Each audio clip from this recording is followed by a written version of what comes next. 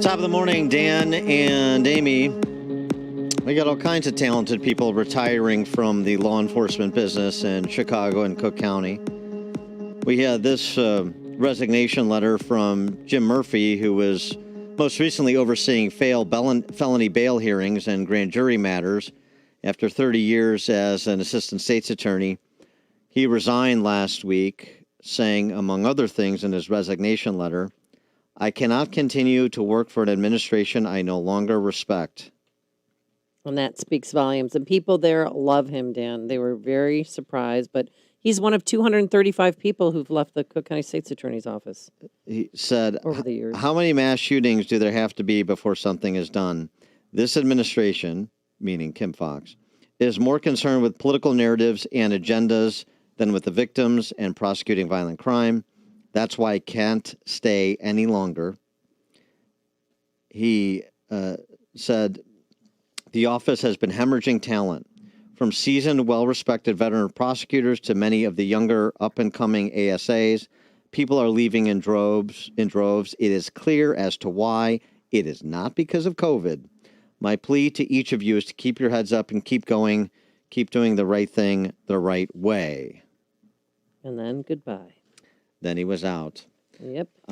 Somebody else who has recently hung up his jersey is Keith Thornton, who is a 911 dispatcher. And you may remember Keith. We've talked about him a couple of times for a couple of different instances of his professionalism, including the night that Ella French was shot.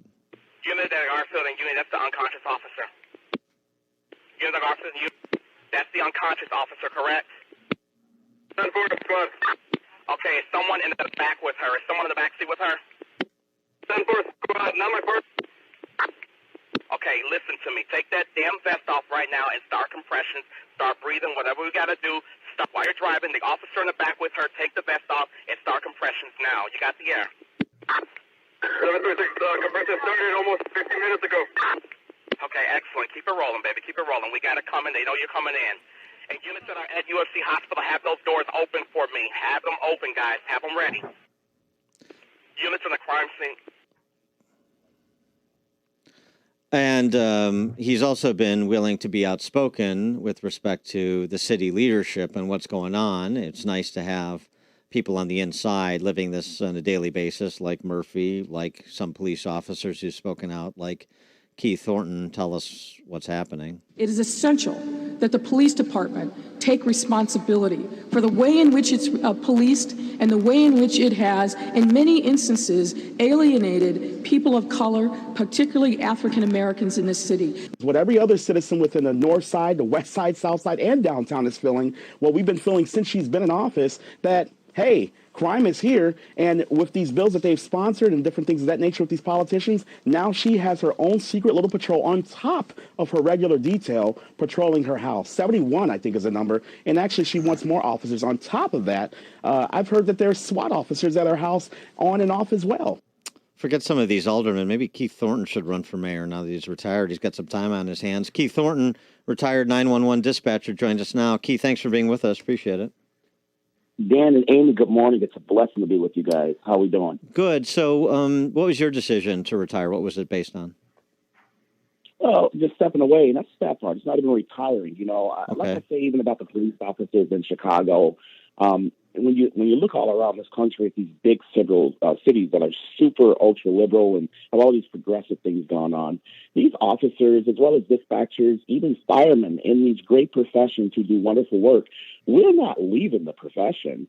We are just going somewhere else because we're tired of the nonsense, the corruption, and the cesspool that's being thrown on us all day. We're tired of it. We don't stand for it. So I'm not leaving my profession. I love Chicago. I love everything that I do, but I'm simply leaving this nasty entity because I refuse to stay a part of it with all that's going on that's not being told to the public.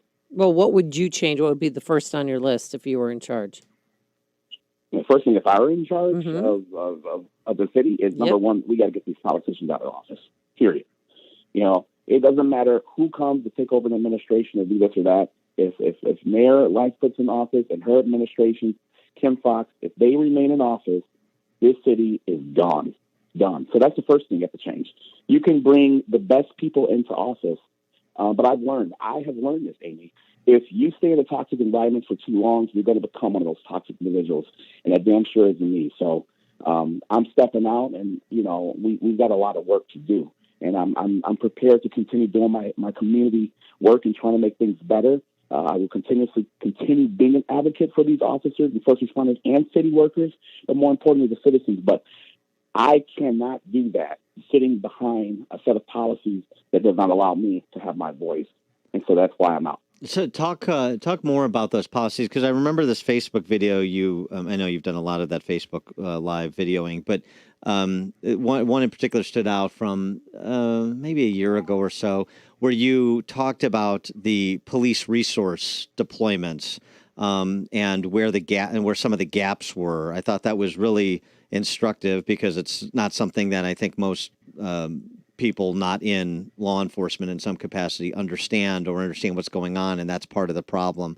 So that as one example of maybe some of the policies that need to change, the amount of resources available and the deployment of said resources. Well, let me tell you this. People say don't bring out the race thing, but it's very, very important that I do that. I am a very proud Black man, African American. I love my country and I love my city. So let me just focus on that real quick, because my people are the people who are overlooked a lot. Right now, it's happening in all of Chicago, North Side, downtown, and different areas. People with money and different things like that, and it's bad. And I stand up for them too. But what's happening now is it's becoming and gaining more attention. But this has been going on for decades in minority areas. So the West Side and the South Side, if you could hear the calls coming in, and we can't do anything. We're supposed to feed these citizens who are screaming for help, saying someone's shot right now. My grandmother's unconscious breathing. I'm sitting on phone lines waiting to transfer them over to an ambulance call taker, and it's taken 7-8 minutes while this lady's unconscious. And I can't do anything about that. Well, what about... He does do things, yeah. But when a crime is coming out, we can't send officers. So it's up there for 2, 3, 4, 5 hours waiting, and these people are calling back 20 times in a row. And now something catastrophic has happened to them, and it's all hush-hush, and that's wrong. Well, what's the longest wait time? Because we know somebody was carjacked who had to wait almost 2 hours for a police officer to show up. Yeah, Amy, 2 hours is nothing. You all you got to do is go to the Citizens of Chicago. For you have this information from OEMC. You have wait times of up to 8 hours. 8 hours.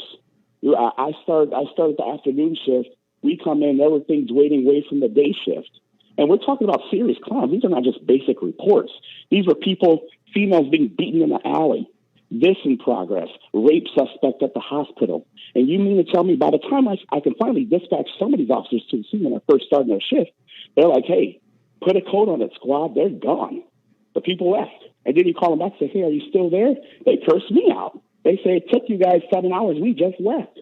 So with these whole statistics of crime is down, the mayor and Superintendent Brown likes to throw out, yeah, maybe some of them are down week by week. You know why?